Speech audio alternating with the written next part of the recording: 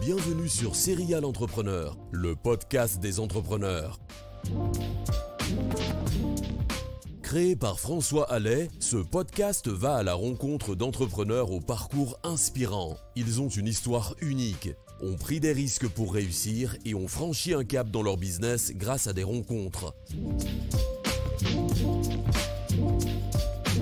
Bonjour à tous, c'est François Allais et bienvenue sur Serial Entrepreneur.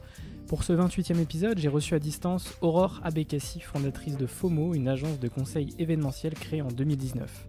Dans cet épisode, on parle notamment de son parcours avant d'entreprendre, de comment a-t-elle créé FOMO, comment sont arrivés les premiers clients, quel est le process de fabrication des événements, des exemples d'événements organisés par l'agence, quel impact le Covid a-t-il sur son business, quelle a été la stratégie menée pour rebondir dans un secteur autant impacté que l'événementiel, et quels sont les objectifs des prochains mois pour FOMO. Merci Aurore pour cet échange, j'espère que l'épisode vous plaira. Si tu apprécies ce que je fais, n'oublie pas de laisser une note sur Apple Podcast, de t'abonner à la chaîne YouTube de Serial Entrepreneur. Quant à moi, je vous souhaite une excellente écoute et à la semaine prochaine pour le dernier épisode de la série estivale qui sera intégralement en vidéo sur YouTube. Ciao.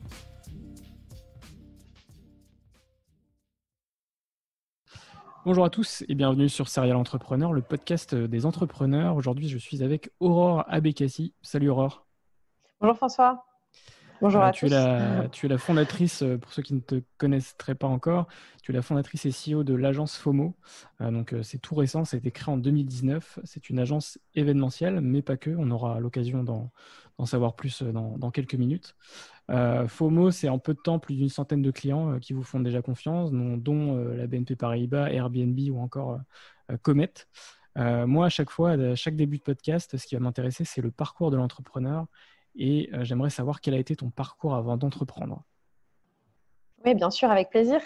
Bonjour à tous, ravi d'être avec vous à distance. Mon parcours, en quelques mots, j'ai été à HEC pendant quelques années en business school et à l'issue de cette école de commerce, j'ai été en conseil en stratégie.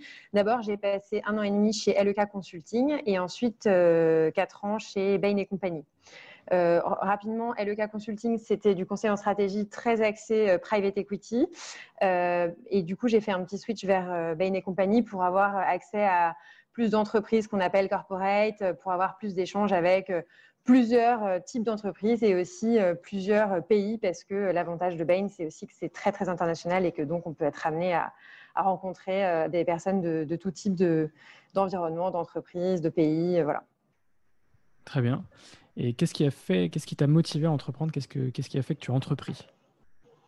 Alors, c'est une bonne question. J'ai mis beaucoup de temps à le faire parce que, en fait, ça fait depuis que je suis au lycée que je me dis j'ai envie de monter une boîte. Bon, après, c'est familial chez moi. Donc, j'ai été biberonnée à ça. On m'a expliqué que c'était vraiment ça ou rien quand j'étais petite.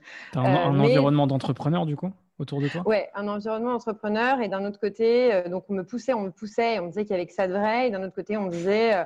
il faut absolument que tu ailles dans une grande école, il faut absolument que tu apprennes plein de choses, que tu ailles faire du conseil en strat parce que tu sais rien vendre, tu sais rien faire, donc tu vas pas pouvoir créer quoi que ce soit. Donc c'était un peu ce paradoxe qui était à la fois faut être très entreprenant, très entrepreneurial, se lancer, et d'un autre côté peut-être la peur de en fait c'est hyper dur de se lancer quand on sort d'école, donc mieux vaut s'armer au mieux. Et en fait, ça a été le meilleur conseil que j'ai eu parce qu'aujourd'hui, si FOMO réussit à grandir aussi vite, c'est en grande partie parce que Bain m'a appris beaucoup de choses que je réutilise au quotidien. Ok, donc ce qui a fait que tu as entrepris, c'est que c'était le bon moment pour, après tes différentes expériences que… Pour répondre à ta question, ce qui a fait que j'ai entrepris, c'est qu'au bout de 5 ans de conseil en stratégie, je me suis dit, bon, il est peut-être temps de faire quelque chose qui me plaît vraiment et donc de revenir à mes vrais besoins, à mes vraies envies. Et c'était l'entrepreneuriat depuis pas mal d'années. Et là, le mur et la page blanche est arrivée parce que je voulais monter quelque chose, mais je ne savais pas quoi. Et très honnêtement, pour tous ceux qui veulent monter une boîte, il n'y a pas de stress à ça. Moi, tout le monde me disait « Ah, mais c'est bizarre, tu n'as pas une passion, tu n'as pas envie de monter un SaaS. Moi, j'ai une passion sur la moquette, donc j'ai monté un truc la moquette. Moi, j'ai une passion brownie, donc je montais un truc de brownie. Et moi, j'étais bah non, j'ai pas de passion, je suis hyper mal à l'aise. Et du coup, je me suis dit, il faut que je me trouve une passion. Et donc, il y a 1 an et demi, je me dis, OK, là, il est temps de trouver une passion. Je vais monter ma boîte. Franchement, j'ai fait mon temps en conseil en strat. Je m'étais donné quelques années et ça y est, je les ai faites. J'ai appris énormément de choses. Et là, je me dis, je vais trouver une passion en rencontrant plein de gens. Peut-être qu'eux, ils vont me transmettre une passion. Donc, je me suis dit, OK, à partir de maintenant, un café par jour avec une personne différente par jour. Et puis, on va voir. Peut-être que ça va m'inspirer. C'est notamment en écoutant des podcasts, d'ailleurs, que j'avais entendu ce petit conseil. Et donc, ça ne m'a pas énormément inspiré, mais en revanche, c'était top parce que je rencontrais des personnes d'environnement hyper variés. Et le problème que j'avais, moi, chez Bain, c'est que, en fait, j'avais des œillères. C'était génial, j'avais appris plein de choses, mais j'étais dans un environnement très particulier qui est le conseil en stratégie, où il y a pas mal d'idées préconçues, où tout le monde qui sort de conseil en stratégie va aller ou bien faire du private equity, ou bien dans un grand groupe, ou bien dans une start-up, ou s'il monte sa boîte, ça va être dans un environnement très tech, ce qu'on appelle très scalable, très rentable, où il y aura des investisseurs, etc. Et en revanche, monter une PME, c'est vraiment pas ce qu'on nous recommande et c'est pas dans l'habitus. Et du coup, j'étais un peu bloquée là-dedans en me disant, mais en fait, c'est pas ça que j'ai envie de faire. Enfin, c'est génial de monter une boîte où il y a plein d'investisseurs et où elle vaut, je sais pas quel valo, mais c'est pas ça, moi, l'ADN qu'on m'a transmis. Moi, l'entrepreneuriat, c'est un entrepreneuriat de PME où il y a 1 000 € de capital social au maximum et où on se fait avec ses petites mains et ça grandit. Et du coup, j'étais en rupture entre ce qu'on m'avait inculqué et ce milieu Bain, investisseur, très, très financier, etc. Et du coup, avec mes 6 mois de café, donc j'ai rencontré plein de gens. Je me suis dit, en fait, tous ces gens qui font des trucs un peu business-related, très investisseurs, etc., ça me plaît pas. Et du coup, je vais faire du coaching. J'ai eu la chance de rencontrer des personnes qui avaient fait Switch Collectif. C'est du coaching en collectif. Et je les remercie parce que c'est un super coaching où l'idée, c'est on a une approche pour ce coaching de communication non violente. Et ce que ça veut dire, c'est on va revenir à soi, on va revenir à ses besoins et on va arrêter avec il faut faire ci, il faut faire ça, c'est bien d'avoir de l'ambition, c'est bien de gagner de l'argent. Et on va se dire, en fait, OK, tout ça, ça m'a amené à plein de belles choses. Et aujourd'hui, si je suis arrivée là, c'est grâce à toutes ces croyances que j'avais, mais maintenant, elles sont un peu limitantes. Donc, faisons tabula rasa et demandons-nous, en fait, qu'est-ce que vraiment j'aime, qu'est-ce que j'ai comme besoin, qu'est-ce que je rêvais de faire quand j'étais petite. Ça a l'air un peu candide comme ça, mais ça l'est pas. Moi, ça m'a aidé à me poser des questions et à avoir des personnes autour de moi, donc pendant ce coaching, qui me disaient, là, franchement, Aurore, le SaaS, ça n'a pas l'air d'être ton truc. Lever des fonds, faire une énorme boîte tech, ça n'a pas l'air d'être ton truc parce que moi, j'ai besoin de maîtriser le produit. Et c'est ce dont je me suis rendu compte et je me suis dit, en fait, moi, ce que j'aime, c'est créer des expériences, vivre des expériences très intenses, créer des moments de convivialité, rassembler. Et voilà. Et donc, au moins, je suis arrivée à ça. Bon, après, je vous raconterai la suite, mais c'est ça qui a été le déclencheur où je me suis dit, OK, vas-y. J'avais pas les épaules au début. Je me disais, je me sens pas de le faire et je me sens pas de le faire, notamment parce que on me propose de monter un SaaS et que je me sens pas de monter un SaaS. Mais grâce à ce coaching, je me suis dit, en fait, si tu te sens de le faire, mais un truc qui te parle. Et ce qui me parle, c'est justement le milieu PME, le milieu un peu plus, opérationnel, physique. Pas dans la tech, pas dans le SaaS, mais autour de la convivialité des expériences. Ouais, l'idée, c'est vraiment de trouver ce qui a du sens pour soi, en fait, hein, quand on crée une boîte et pas juste parce que en ce moment, potentiellement, il y a beaucoup d'entrepreneurs dans les startups, justement dans le domaine tech, dans le domaine SaaS, mais vraiment trouver quelque chose qui a du sens pour soi et pas dupliquer quelque chose qui ne nous appartient pas au fond de nous, quoi. Ouais, exactement. Mais après, moi, c'était ça aussi où je me disais, mais je suis bizarre, pourquoi ça a du sens pour des gens de monter une boîte tech? Moi, j'ai quand même tout pour faire pareil qu'eux. C'est aussi que, oui, voilà, il faut se demander, peut-être qu'il y a des gens, en fait, gagner de l'argent, ça a du sens pour eux. Juste se dire, je vais faire une boîte qui va scaler, qui va faire des millions, des milliards, ça a du sens pour moi. Et en fait, moi, c'est ça que j'ai compris un jour, c'est que je me suis dit, en fait, il y a des gens qui sont drivés par l'argent. Et donc, parce qu'ils sont drivés par l'argent, ils sont d'accord de faire des boîtes qui vont juste générer énormément de cash. Et moi, mon driver, c'était pas ça. Et c'est ça aussi qu'il faut comprendre. Il y a pas beaucoup de gens il y a des gens qui sont passionnés de ça, c'est tout, mais il y a des gens aussi qui ne sont pas passionnés de ça, mais qui sont passionnés d'autres choses. Et ça, le fait de monter une énorme boîte qui va beaucoup, où il y aura beaucoup d'investisseurs, qui va beaucoup lever et tout, va répondre à leurs enjeux aussi. C'est clair. Je suis totalement d'accord. Et du coup, tu crées l'année dernière FOMO. Est-ce que tu peux nous expliquer ce que c'est? Oui, bien sûr. Alors, en avant-première, je vous dis un petit secret. À la rentrée, on va changer de nom parce que on a décidé de se premiumiser un peu parce qu'on a eu des clients plus premium. Donc là, on a eu, que tu n'as pas cité parce que tu ne le savais pas, on a eu LVMH. On a fait un événement pour Dior, un événement mondial il y a 3 jours. On est super contents. Et du coup, dans cette tendance en fait, on se positionne un peu sur des événements beaucoup plus luxe que ce qu'on attendait, beaucoup plus haut de gamme, beaucoup plus premium. Et on ajoute par-dessus une couche de conseils parce que finalement, on ne se refait pas. Et je viens du milieu du conseil en strat. Et donc, j'ai mis une couche de conseil en strat, mais je vous en dirai plus dans FOMO. Et du coup, tout ça mis ensemble fait que finalement, on va devenir Velvet Cartel à la rentrée. Voilà. Mais bon, tout ça pour dire que FOMO, ou Velvet Cartel, ce que c'est en quelques mots une agence de conseil en événementiel. Je précise bien conseil, parce que nous, notre façon d'aborder l'événementiel, c'est pas on fait des événements parce que on se dit que c'est sympa et que ça anime l'interne, ça anime les clients. Non, en fait, on se dit qu'on fait des événements parce qu'on a une approche consulting qui est OK. Faisons un diagnostic. Quel est le problème? Quelles sont les problématiques à résoudre? Souvent, dans une entreprise, c'est des problématiques RH ou bien c'est des problématiques clients.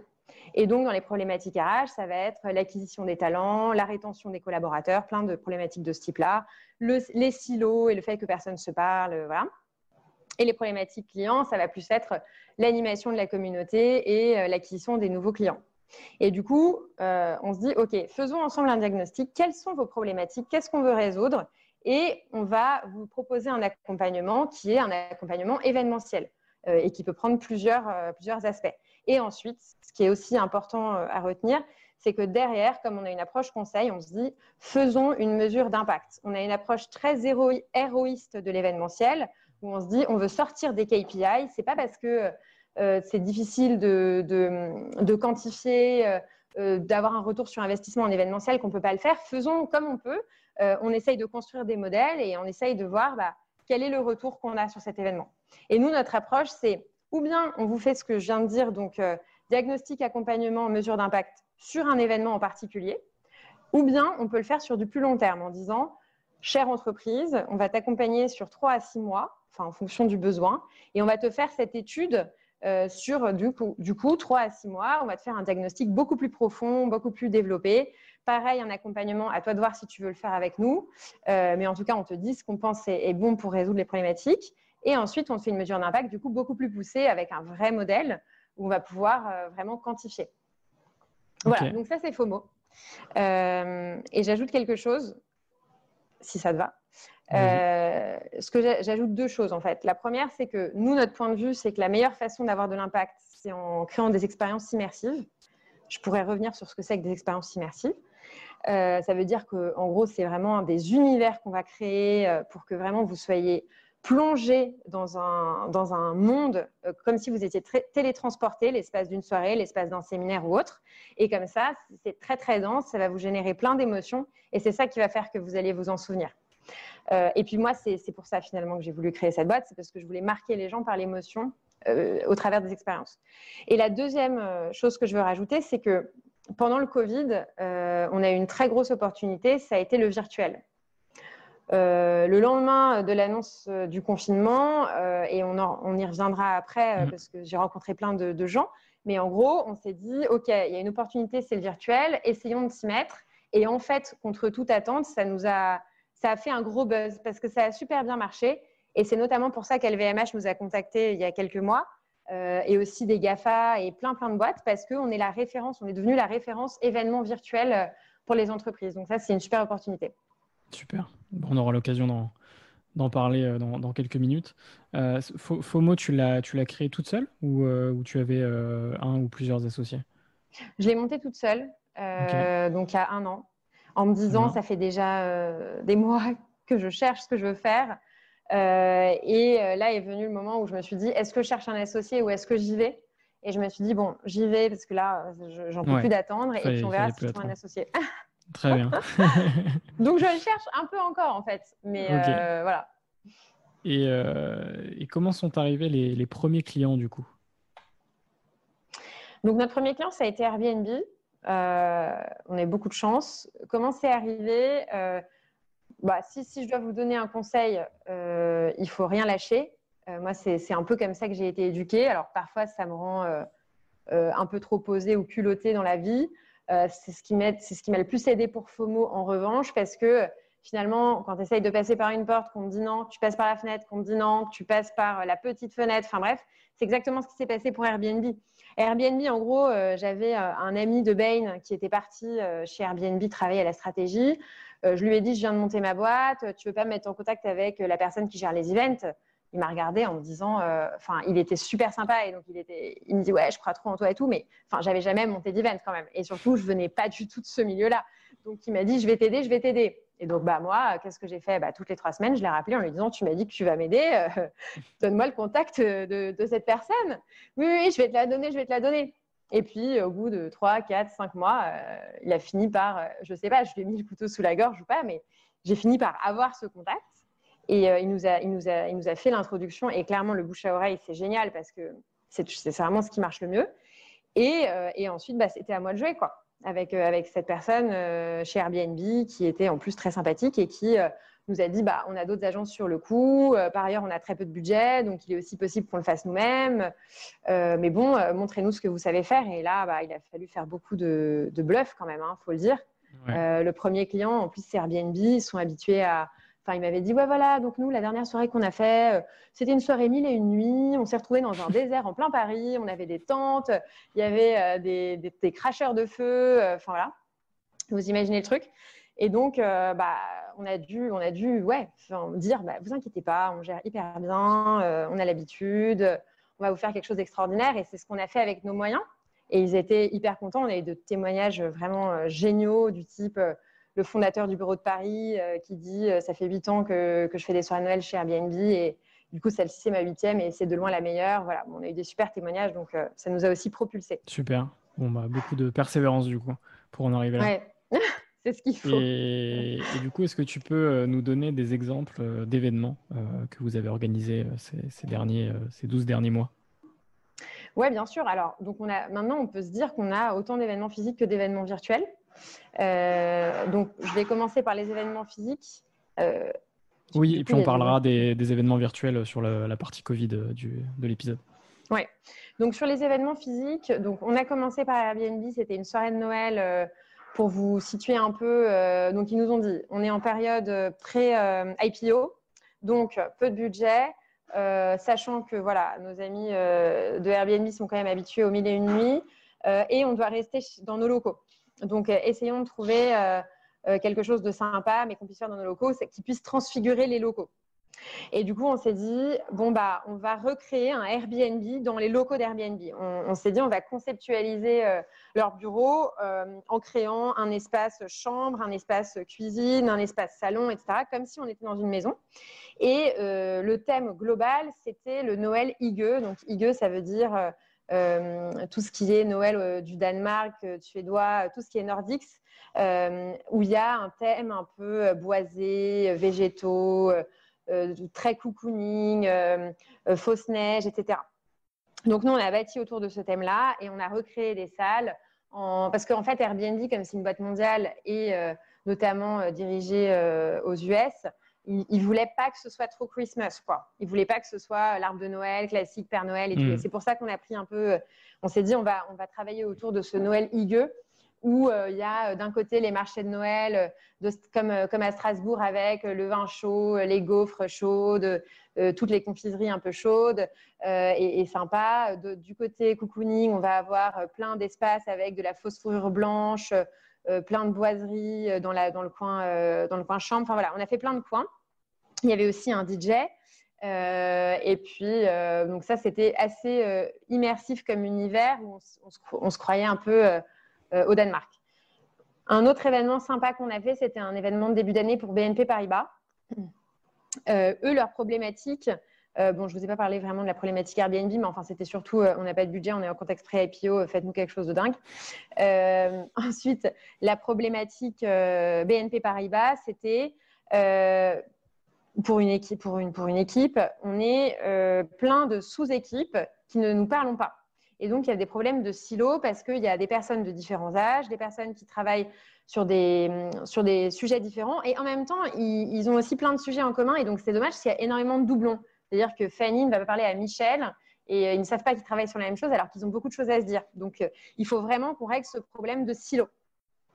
Et du coup, on leur a… Donc ça, c'était la première problématique. La deuxième problématique, c'était on est aux Tuileries et nos collaborateurs ne veulent pas prendre le métro, ils ne veulent pas marcher plus de 10 minutes. Donc, on a envie de se dépayser, mais il faut rester à 10 minutes des Tuileries. Donc, voilà, il faut trouver une solution pour ça.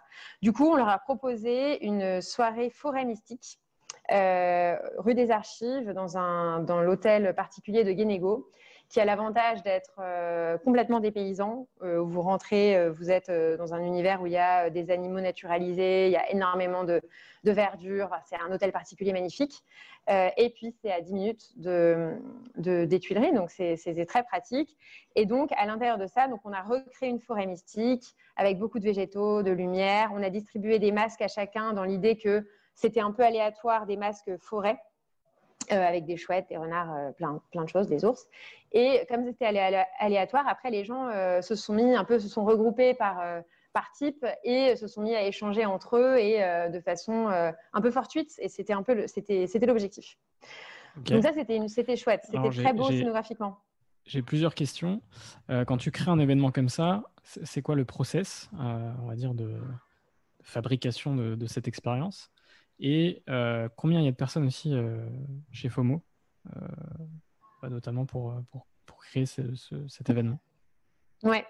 Ça, c'était les premiers events. Donc, on a fait avec peu de monde, mais on était à chaque fois 3, 4, 5. Pour créer des événements, en général, c'est pour 100, 150 personnes, ce qu'on a fait là en début d'année ou en fin d'année dernière. Le process, tu veux dire une fois qu'on a signé avec le client?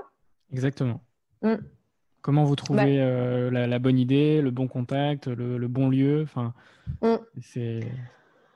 Ouais, nous une de nos, je sais pas si c'est notre force, mais en tout cas, c'est ce sur quoi on travaille, c'est les lieux. C'est très important pour nous d'aller trouver des lieux éphémères, des lieux un peu cachés, des lieux qui n'acceptent pas les agences, de faire des partenariats avec des maisons du type Big Mama, avec Paris Society, avec des hôtels particuliers qui donc ne veulent pas normalement accepter des agences parce qu'on en a un peu marre, et c'est l'objectif de FOMO, de casser un peu les codes classiques du pavillon Dauphine qui est vraiment très bien, mais qui est quand même un peu répétitif. Donc, on passe énormément de temps sur la veille, disons à peu près 30% de notre temps, c'est sur de la veille de lieu et d'expériences qu'on pourrait faire vivre. Donc ça, on a une base. En fait, notre objectif, c'est d'avoir une base de lieu.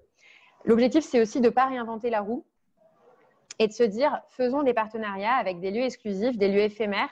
Souvent, les lieux éphémères, en fait, ils sont quand même tenus par des maisons qui ont l'habitude de spotter des lieux éphémères. Donc, finalement, ça peut se faire. De se dire, faisons des partenariats avec quelques maisons qu'on apprécie et qui sont extraordinaires et avec qui on va retravailler parce qu'on ne va pas réinventer la roue à chaque fois. Et puis, de toute façon, des lieux extraordinaires qui sortent du commun, qui sont éphémères, etc., dans Paris, il n'y en a pas non plus des tonnes. Donc ça, voilà, on se construit une base. Et puis, donc, dans le processus, on va d'abord se poser avec le directeur artistique en se disant qu'est-ce qu'on va créer comme concept. Et on va parler avec plusieurs personnes. Donc, il y a le directeur artistique, il y a potentiellement des personnes avec qui on travaille qui sont assez bonnes en créa. On va leur demander leur avis. On va aussi demander l'avis au lieu pour voir ce qui irait bien dans le lieu. Ça va vachement dépendre de où on se situe. Et puis, en général, on va faire 3 propositions aux clients, 3 lieux, 3 concepts. Et puis, on va aller visiter potentiellement les lieux avec le client. Et on lui dit, si tu veux des nouveaux concepts, on valide quand même le fait qu'on travaille ensemble parce qu'on va pas… Enfin, on s'est un peu fait avoir, nous, au début. À faire visiter, à faire plein de concepts. Et puis, à la fin, on nous dit, c'était top, mais en fait, non, merci. Donc, voilà, ça, c'est quelque chose d'important. Il faut savoir poser des limites. C'est très dur au début parce qu'en plus, moi, je venais pas de l'événementiel. Évidemment, on n'a jamais… Enfin, moi, j'avais jamais fait ça. J'avais jamais vendu quoi que ce soit. Je me suis fait beaucoup avoir. Enfin, beaucoup, tout est relatif parce que j'ai vite posé les limites, mais trop à mon goût. Et c'est assez frustrant. Et donc, du coup, je me suis dit, OK, je vais poser des limites. On visite 3 lieux. Puis, si ça ne te va pas, ou bien tu me signes le fait qu'on travaille ensemble, ou bien on arrête. Mais je ne vais pas éternellement travailler, quoi, pour rien. Donc, c'est ça le process. Ça, c'est le début. Et puis, une fois qu'il a signé, parce qu'on ne lui donne pas tout non plus, ça, c'est un autre type. Voilà, on ne va pas faire un concept hyper chiadé, alors qu'on n'est même pas sûr de travailler ensemble. Sinon, on y passe des heures. Et donc, voilà, c'est aussi avec nos prestataires. Hein, on se dit, pour tel ou tel événement, ça pourrait être pas mal de travailler avec tel prestataire. Donc, on travaille ensemble et on se dit, OK, objectif, comme diraient nos chers amis du conseil, est 80-20. Donc, on met 20% d'énergie et on sort 80% du truc. Et donc là, on a des concepts quand même sympas qu'on peut présenter.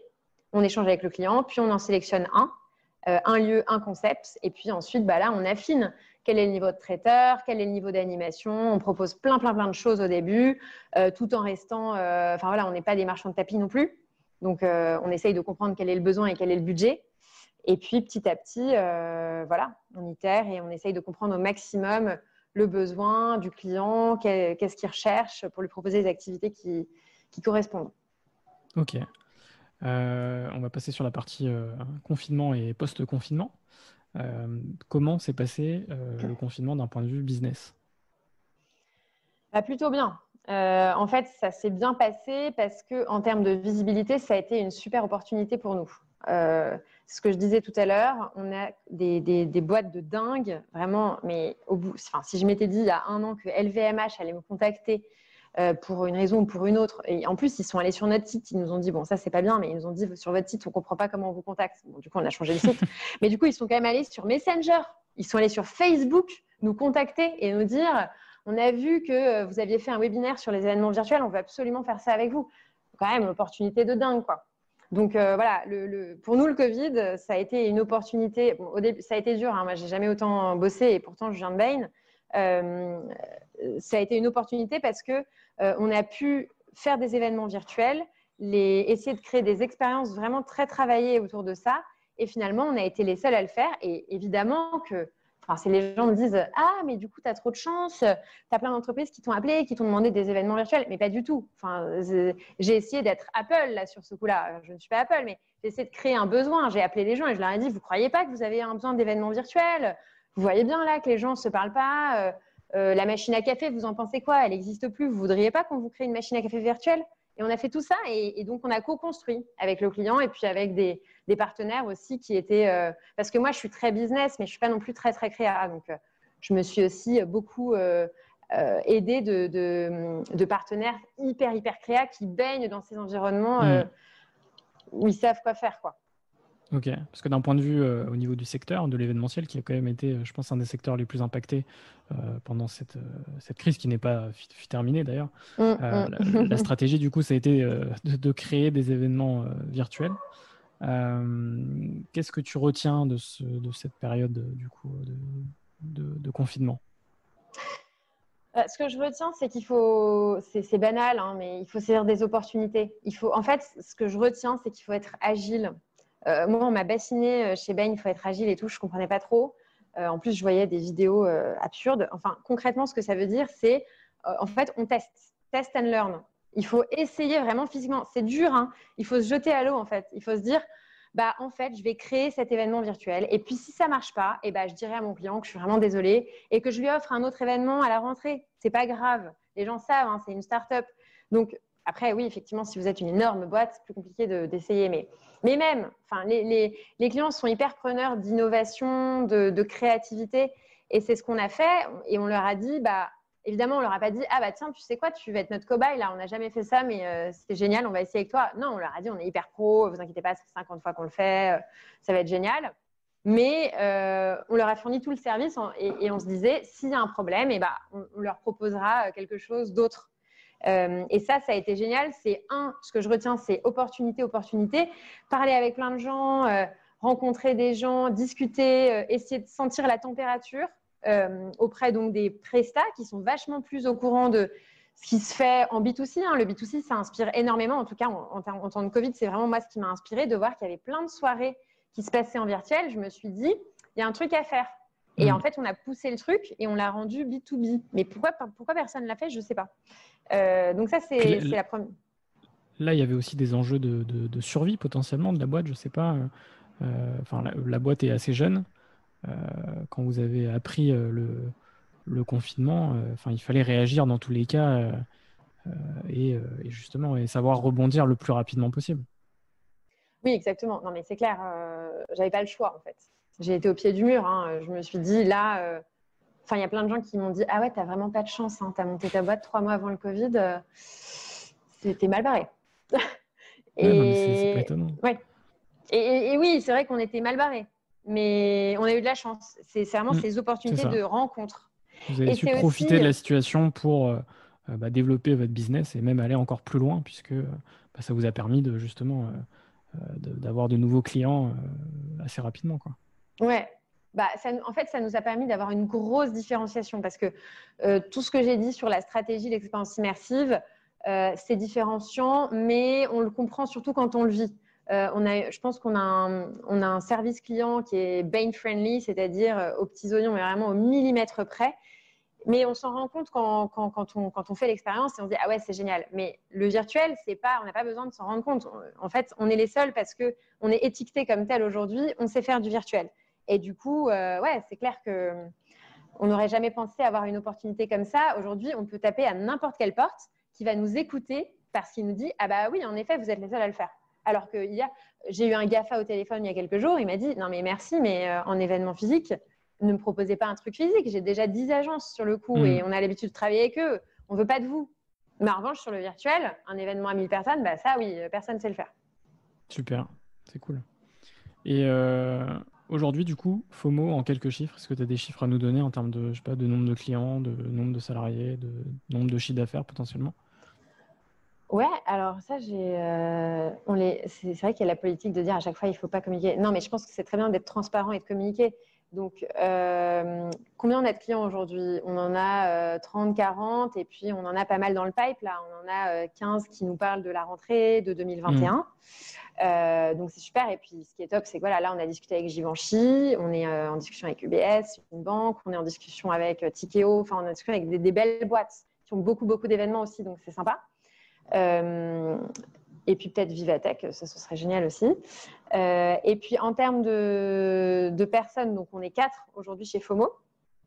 L'objectif, c'est d'essayer de grossir vite aussi pour pouvoir répondre de plus en plus aux demandes. Et moi, mon objectif, c'est aussi de réussir à ce qu'on se disait au début. Et finalement, encore une fois, ça me rattrape, hein, de scaler.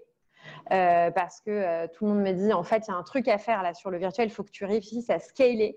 Parce que tu arrives à faire des choses, des petits événements comme ci, comme ça, par-ci, par-là, mais il faudrait réussir à en faire 10 en parallèle. Donc, c'est mon objectif. Donc, voilà, il faut qu'on recrute plus. Et ensuite, en termes de chiffre d'affaires, j'avais pour objectif 1 million la première année.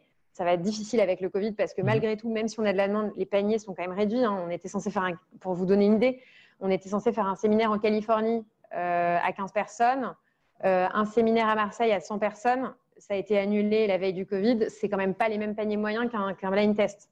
Bien sûr. Donc voilà. Du coup, on va être en dessous. Si on atteint 500 000, je pense que c'est faisable d'ici la fin de l'année. Ce sera bien parce qu'on a quand même des beaux projets dans le pipe là, à 200 000 euros qui devraient se faire d'ici la fin d'année. Okay. Et donc, c'est quoi les objectifs futurs pour FOMO? Et puis les prochaines étapes aussi, donc notamment le changement de nom et d'identité, j'imagine, à partir de la rentrée. Donc là, on construit le logo. On essaie de faire une campagne, de développer une campagne de com qui nous donnerait, en fait, qui du coup serait une belle opportunité pour faire un peu de buzz auprès de nos clients et de nos prospects. Ça, c'est pour la rentrée. Les objectifs, c'est doubler, tripler de chiffre d'affaires pour l'année prochaine. Doubler, tripler aussi le nombre de clients. À la fois avoir beaucoup plus de projets chez chaque client. Par exemple, je vous donne l'exemple d'Airbnb. Bon, là, c'est pas idéal pour Airbnb en ce moment, mais à l'époque, on travaillait avec la partie client, avec plein d'entités où on avait plein de projets organisés. Là, c'est plus compliqué, mais BNP, c'est pareil. L'idée, c'est de se développer au sein des comptes chez qui on a commencé à être et puis de développer de nouveaux clients. Et donc là, notamment sur la partie luxe, je pense que c'est un bon secteur. Maintenant qu'on a mis le pied chez LVMH, c'est sympa si on peut aller voir plein de maisons au sein du groupe. Voilà. Et puis sur la partie virtuelle, on nous a demandé des événements influenceurs, plusieurs événements à 1000 personnes. L'idée, c'est vraiment d'essayer de développer ça et, comme je disais tout à l'heure, de scaler, de vraiment trouver, maintenant qu'on a compris que ça fonctionnait bien, de se dire, il y a vraiment un gros truc à faire là. Et identifier quel est ce gros truc à faire. Okay. Je cherche encore. Je réfléchis. Bon, dans tous les cas, de belles perspectives. Donc ça, c'est top. On va passer à l'autre partie du podcast, c'est les rencontres et l'entrepreneuriat en général. Est-ce que tu as des rencontres qui t'ont permis de franchir un cap dans ton business? J'imagine du coup ton ancien collègue qui est arrivé chez Airbnb, potentiellement, c'est... Bah ouais, mais bon, ça a été pareil pour BNP Paribas. Bon voilà, évidemment, tous les clients, je remercie pour tous ceux qui m'ont mis en contact parce qu'évidemment, ça nous a propulsés.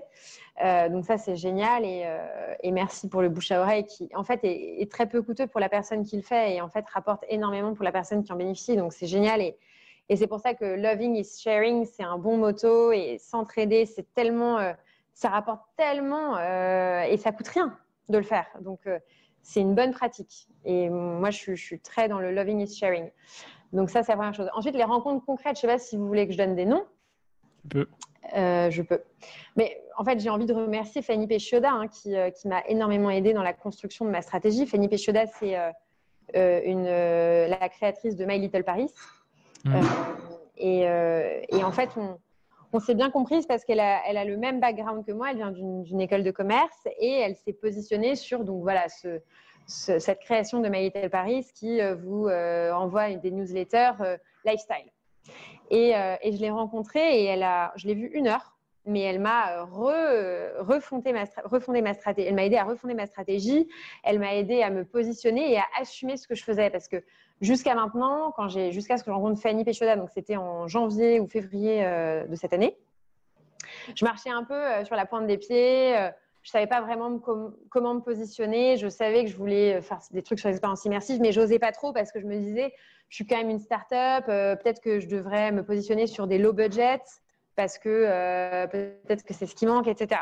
Et en fait, Fanny m'a vraiment poussée en me disant, mais non, enfin, évidemment que non. Tu ne dois pas te positionner sur du low budget, ça ne sert à rien. Positionne-toi sur quelque chose d'extrêmement premium. Les gens vont s'arracher ta boîte, vont tout faire pour que tu fasses un événement pour eux et ils vont payer le prix pour ça. Et donc, vraiment, pas du tout, quoi. Positionne-toi et assume le truc. Tu veux faire des expériences immersives, pour les faire à fond, c'est hyper coûteux de faire ça. Donc, il faut le faire à fond. Donc là, ça m'a beaucoup aidée. Elle m'a aussi beaucoup aidée sur le fait que je disais, oui, je ne sais pas trop comment me positionner parce que je viens du milieu du conseil en stratégie, je ne viens pas du sérail de l'événementiel, je ne sais pas comment positionner les deux. Et donc, elle m'a aidée à me dire, bah voilà, fais du conseil en événementiel. Enfin, ce qu'on s'est dit, donc, à donner un angle conseil en strat à l'événementiel et assume-le à 100%. Et dis-toi que comme tu fais ça, tu peux aussi t'adresser à du C-level, donc tout ce qui est COMEX, c'est ce qui donne énormément d'ampleur aussi parce que aujourd'hui, souvent, les agences événementielles, elles vont s'adresser à la partie event, alors que peut-être, en fait, c'est des réflexions encore plus stratégiques que ça qui méritent de solliciter le COMEX. Donc voilà, ça m'a beaucoup aidé. Donc je la remercie. Il y a aussi Victor Luger, le fondateur de Big Mama. Moi, je suis une grande admiratrice de Big Mama. Je voulais monter un Big Mama d'ailleurs à l'époque et on m'a dit tu es au courant que quand même il faut pas mal d'invest, puis Big Mama c'est quand même l'exception, voilà. Bon, je me suis dit ok, et puis c'est vrai que c'est contre mon idée de vouloir mettre 1 000 € de capital social, donc, et puis des investisseurs, donc je vais bifurquer, mais j'ai quand même cet imaginaire de Big Mama et cette réussite de Big Mama. Moi je suis vraiment passionnée par Big Mama parce que c'est beaucoup d'expérientiel. C'est clair. Et c'est aussi des gens aussi qui me ressemblent. Donc, ils venaient de la même école que moi et ils ont fondé une boîte dans un univers qu'ils ne connaissaient pas non plus, la restauration. On nous disait, oui, c'est les Auvergnats, la restauration. Personne ne réussira à percer la restauration. Voilà. Bon, bah, eux, ils ont réussi à le faire. Et puis, il y a ce côté aussi process. Nous, c'est quelque chose qui est très important chez FOMO. La réussite de Big Mama, elle est liée au fait qu'il y a des process pour tout. Et pourquoi c'est important ? Parce qu'une boîte, à partir du moment où on veut qu'elle grossisse, il faut qu'il y ait des process, des bibles, pour que n'importe qui arrive dans la boîte puisse les intégrer et prendre ce savoir. Bon, évidemment qu'il faut un peu de coaching, etc. Mais du coup, c'est quand même beaucoup plus simple que chacun qui fait sa sauce et qui, du coup, ne génère pas un ADN commun. Et la force de Big Mama, c'est d'avoir réussi à générer un ADN commun, alors qu'ils ont, je ne sais pas combien, 7, 8, je vais pas me tromper, mais plein de sites. Et en fait, quand vous entrez dans un Big Mama, c'est toujours la même expérience que vous vivez. Et donc, moi, c'est pareil. Moi, je veux scaler sur de l'humain et je veux prouver qu'on peut scaler même avec de l'humain et sans forcément faire de la tech. Après, c'est aussi un de nos objectifs, de mettre de la tech, mais rien que sur l'humain, déjà, si on met des process pour tout, c'est déjà un bon départ. Ok. Et en deuxième question, j'allais te poser, peux-tu me citer un ou deux entrepreneurs qui t'inspirent, mais du coup, qui a en fait quasiment répondu, hein. Oui, bon, ces deux personnes, c'est vrai qu'elles m'inspirent beaucoup et qu'elles m'ont beaucoup aidée. Il y a aussi Comet Meetings qui a été fondé par 3 personnes et il m'inspire beaucoup parce qu'en 3 ans, ils sont 100 personnes. C'est pareil, c'est beaucoup d'humains, beaucoup de process. C'est des personnes aussi qui viennent du même environnement que moi et qui se sont tournées vers de l'événementiel. Donc, Comet Meetings, c'est la location d'espaces de réunion. Et c'est pareil, ils ont réussi à rendre l'expérience assez immersive. Et je trouve qu'on a le même objectif qui est, on veut rendre le B2B un peu sexy. Moi, mon idée, c'est de me dire, en fait, je veux faire du B2B un peu comme du B2C. Je veux que FOMO ou Velvet Cartel, ce soit le nouveau Burning Man, que les gens se disent, je veux faire cette expérience, c'est un truc de dingue. Et en plus, ce qui est génial, c'est que c'est ma boîte qui budgète ce truc. C'est même pas, c'est pas à moi d'investir, c'est l'opportunité de dingue de faire un événement B2C ou vraiment un événement de waouh avec le budget de ma boîte, quoi. Ok, super. Et troisième question, quel conseil donnerais-tu aux personnes qui hésiteraient à se lancer?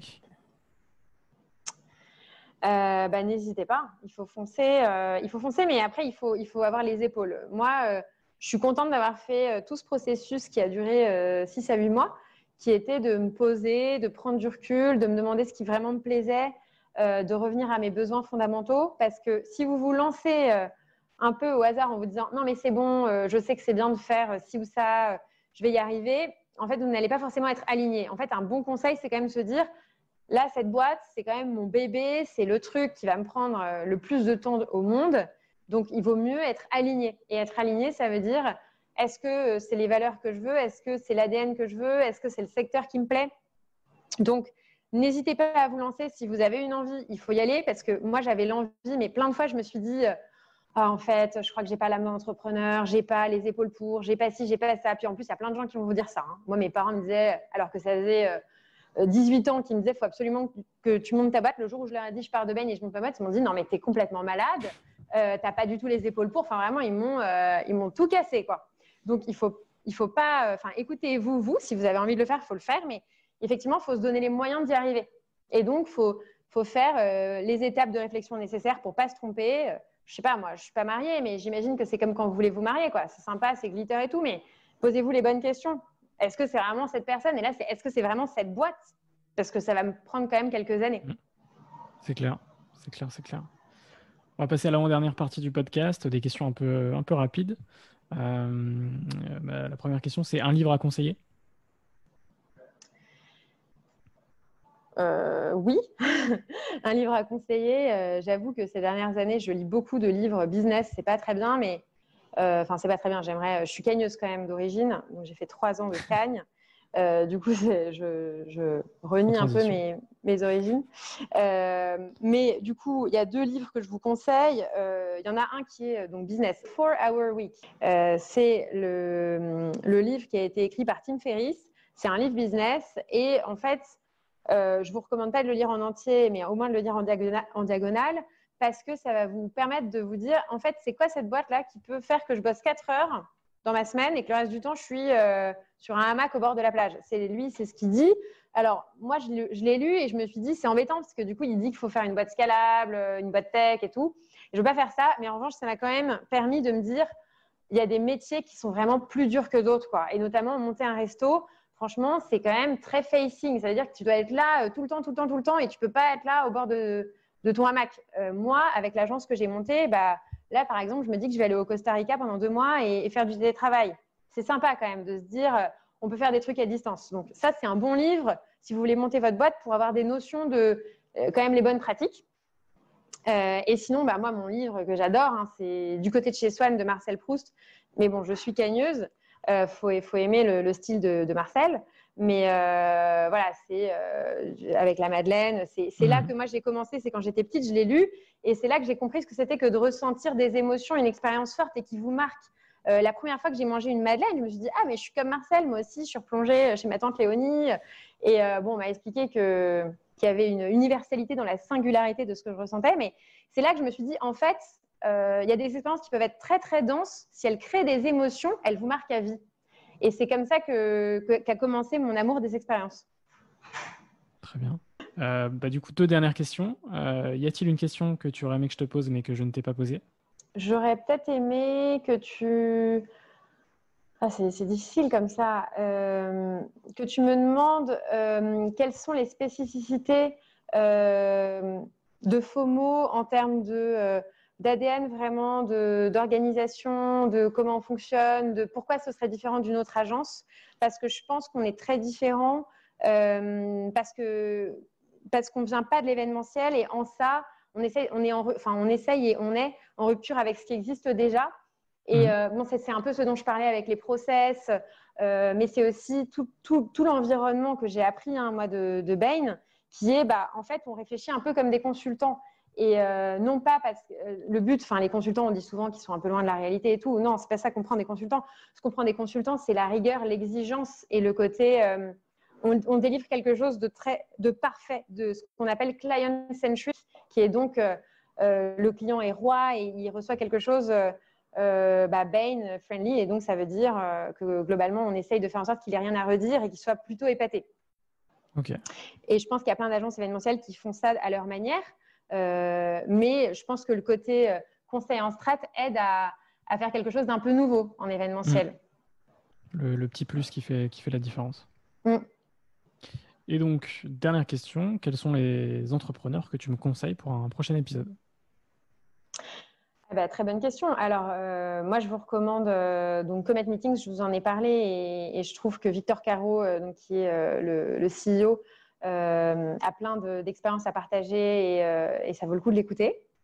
Une autre personne, c'est Rémi Lombard qui a créé À la Casa, qui est alors, qu'est-ce qu'il m'a dit? Il m'a dit que c'était un WhatsApp des voisins. En gros, l'idée, c'est de recréer des communautés entre voisins et puis entre quartiers, etc. Pourquoi je vous conseille Rémi? Parce que Rémi, c'est un de mes mentors, c'est une personne avec qui je collabore depuis une dizaine d'années, on travaille beaucoup ensemble, on a cette même idée du loving is sharing et c'est surtout lui qui me l'a inculqué.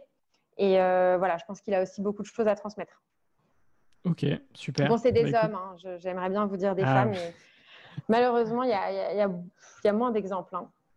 Non, mais c'est sûr, ça va progresser dans les prochains mois, dans les prochaines années. On espère. C'est clair. Écoute Aurore, je te remercie pour cet échange. Merci François. Et puis à bientôt sur Serial Entrepreneur et puis sur FOMO, votre nouveau nom, est-ce que tu peux le redire?